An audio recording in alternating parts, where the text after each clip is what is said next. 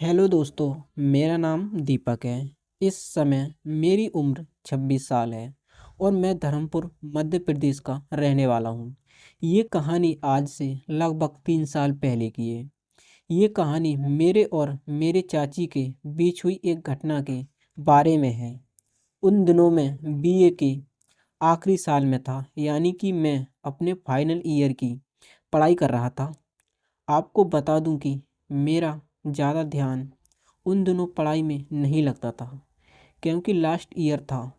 तो उस समय मैं ज़्यादा समय मस्ती करने में ही बिता रहा था। हर वक्त मैं आवारा घूमता रहता और इधर उधर मटर गश्ती करता रहता। अपने फ़ोन पर मैं हर वक्त बिजी रहता था। इस तरह मैं अपने टाइम का पूरा एंजॉय कर रहा था। लेकिन कहते हैं ना कि एक ही काम बार बार किया जाए तो फिर बोरिंग हो जाता है। इसलिए अब बोर हो जाता था, क्योंकि अब मुझे असल में ही वो करना था, लेकिन मेरे पास उसका कोई जुगाड़ नहीं था। लेकिन कहते हैं ना, जहाँ चाहा वहाँ रहा, तो भगवान ने मुझे एक बहुत ही अच्छा मौका दिया और फिर एक दिन उसका जुगाड़ भी हो गया। ये बात उन दिनों की है जब मेरे घर वाले सभी 5-6 दिन के लिए किसी रिश्तेदार के यहाँ शादी के फंक्शन के लिए जा रहे थे। मेरे एग्ज़ाम की वजह से मैं नहीं जा सकता था। मेरी चाची जी, जो कि हमारे घर के बाजू वाले घर में ही रहती हैं, उनका नाम पूजा था। इन दिनों उनके बेटे की तबीयत भी ठीक नहीं थी, इसलिए वह भी नहीं जा रही थी। इस वजह से मेरे खाने पीने का इंतज़ाम चाची के घर पर ही था।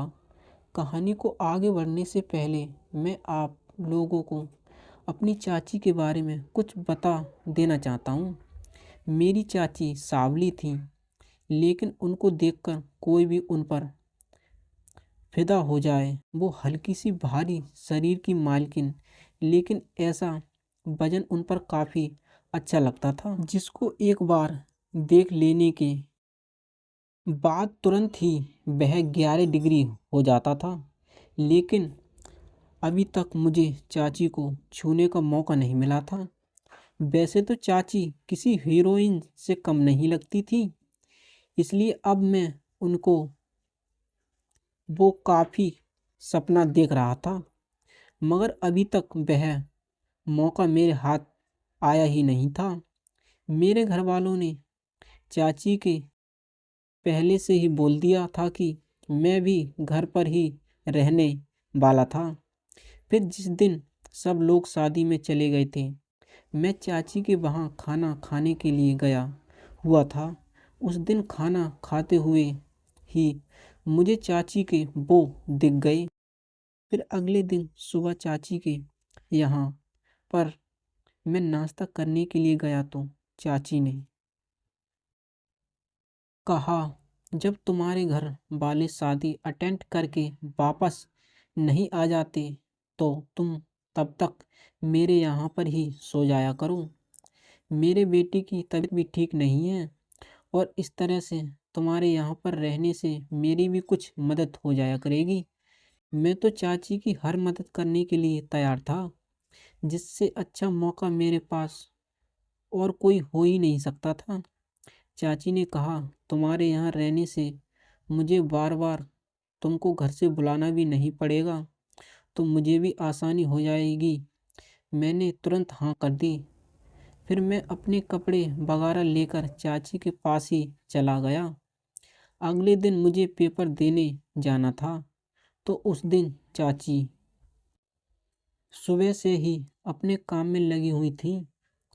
मैं अपना एग्ज़ाम देने के लिए निकल गया। शाम को जब मैं घर लौटा तो देखा कि चाची सो रही थी। एक बार मन तो किया कि जाकर चाची के बो को भी अभी वो कर दूं, लेकिन फिर कुछ सोचकर मैं रह गया। फिर अगले दिन मुझसे दूसरे पेपर की तैयारी करनी थी, तो मैं तैयार करने के लिए बैठ गया।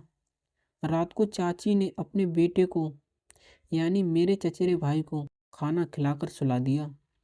उसके बाद हम दोनों ने भी खाना खाया और मैं थोड़ी देर टीवी देखने लगा। तभी चाची ने अपने बर्तन वगैरह साफ करके किचन का काम खत्म करके टीवी देखने चली आई। बहुत रात होने के बाद चाची ने बोला, चलो अब सोते हैं। चाचा के घर के दो बेड थे, एक उनका और एक चिल्ड्रन बेड था। मैं चाची के साथ उनके ही बेड पर ही सो गया था।